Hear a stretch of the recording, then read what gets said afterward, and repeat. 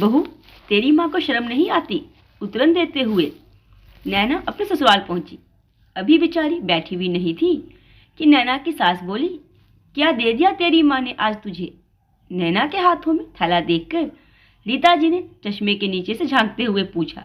नैना ने एक बार थैले को देखा और हिचकते हुए थैले में से निकालकर एक साड़ी अपनी सास के सामने रख दिया। साड़ी को उलट पुलट कर देखते ही रीता जी की त्योरियां चढ़ गई। ये साड़ी तो पहना हुआ लग रहा है। तेरी माँ ने क्या इस बार पुरानी साड़ी दे दी तुझे और तू आराम से उसे लेकर भी आ गई? ना तुझे शर्म लगी और ना तेरी माँ को। माँ जी, इसमें शर्म की क्या बात है? माँ जी, वो माँ की ये साड़ी मुझे बहुत अच्छी लगती थी, तो इस बार माँ ने ये साड़ी मुझे ही दे दिया। अच्छा, तो अब इतने बुरे दिन आ गए हमारे जो अपनी मायके की उतरन पहनेगी तू? अरे, तुझे तो अकल नहीं, लेकिन तेरी माँ को तो सोचना चाहिए था। बेटी को उतरन देने से पहले आज ये साड़ी दे दी, कल को तेरे बच्चों के लिए तेरे भतीजे भतीजी के पुराने कपड़े भी दे देंगी और तू आराम से ले आएगी कि तुझे बहुत पसंद थे। खबरदार, जो ये उतरन दोबारा इस घर में लाई है तो, करकते हुए रीता जी बोली, और इसको पहनना भी नहीं मेरे सामने, समझी? नैना बुरी तरह सहम कर रह गई। बात यह है कि आजकल नैना की माँ की तबीयत कुछ ठीक नहीं रहती थी, तो नैना पास में होने की वजह से रोज थोड़ी देर के लिए माँ से मिलने अपने मायके चली जाती थी। अब ऐसे समय में माँ और भाभी कुछ देना चाहती तो नैना खुद ही मना कर देती थी। कहती, मैं तो सिर्फ माँ से मिलने आ जाती हूँ, इसीलिए प्लीज आप लोग ये लेना देना मत किया करो।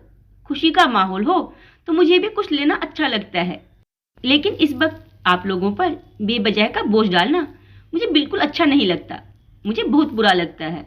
बस मैं माँ के साथ ज़्यादा वक्त गुजारना चाहती हूँ, दिन भर उनकी खिदमत करना चाहती हूँ और मुझे कुछ नहीं चाहिए।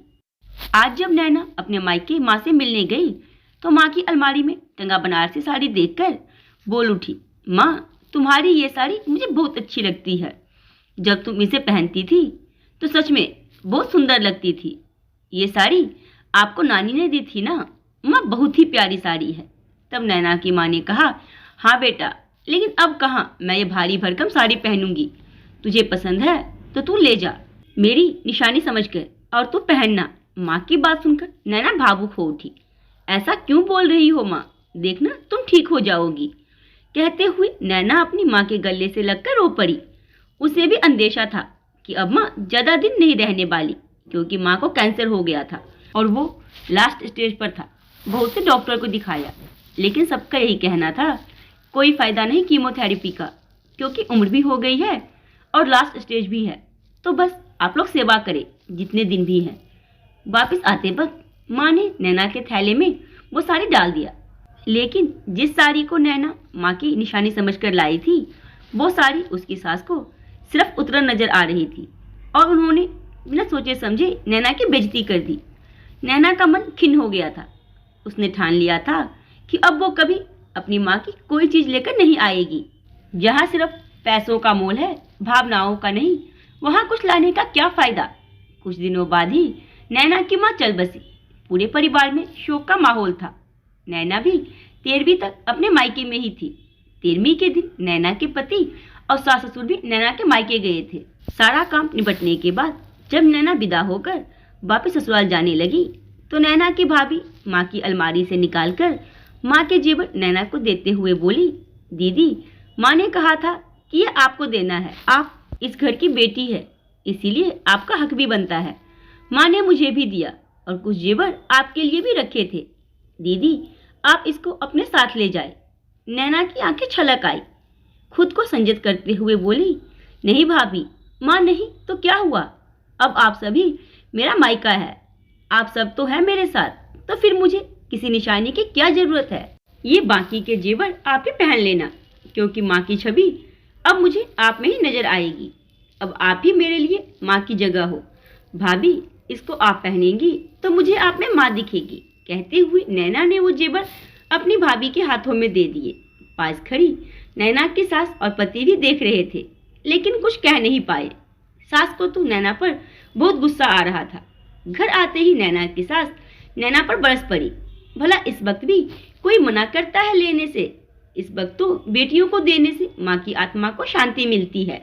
जब अपने मन से वो दे रहे थे तो क्या जरूरत थी मना करने की। बाकी के सारे गहने उस भाभी के पास ही तो रहने थे। तू अपना हिस्सा ले लेती, कभी ना कभी काम तो आ जाता। लेकिन तू बड़ी दानी निकली, उसको भी दान कर आई। सास की बात सुनकर आज नैना के मन का दर्द शब्द बनकर होठों से निकल पड़े। क्यों माँ जी, मैं भला माँ की उतरन इस घर में कैसे ले आती? आपने ही तो कहा था कि आइंदा कभी मायके से उतरन लेकर मत आना। वो साड़ी तो माँ ने मुश्किल से 2-4 बार पहना था, लेकिन वो जेवर तो माँ हमेशा पहने रखती थी। फिर वो उतरे हुए जेवर मैं कैसे ले आती? माँ जी, आप अपनी कही हुई बात भूल गई, लेकिन मुझे आपकी कई हर बात याद थी और मैंने आपकी ही बात का मान रखा कि कहीं दोबारा से आपको बुरा ना लगे कि मैं फिर से अपनी माँ के उतरन ले आई। बोलकर आंखों में आंसू लिए नैना अपने कमरे की तरफ बढ़ गई और सास निरुत्तर से देखती रह गई, लेकिन मन ही मन बड़बड़ाती रही।